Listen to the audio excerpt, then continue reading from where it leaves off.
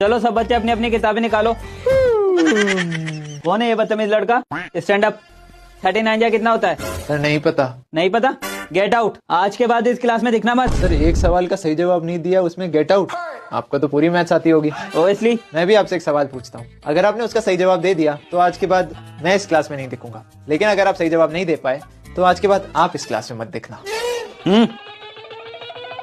Sir सवाल है, मान लीजिए मेरे पास है 50 रुपए, ठीक है, उसमें से मैं 20 रुपए खर्च करता हूँ तो बचे कितने? 30 रुपए। अब उस 30 रुपए में से मैं 15 रुपए खर्च करता हूँ तो मेरे पास कितने बचे? 15 रुपए। अब उस 15 रुपए में से मैं 9 रुपए खर्च करता हूँ, 9 रुपए, तो बचे कितने? 6 रुपए। और अगर अब मैं उस 6 रुपए में से 6 रुपए को खर्च करता हूँ तो बचे कितने? 0 रुपए।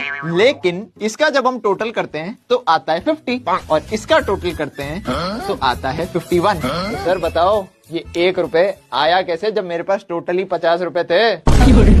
गया।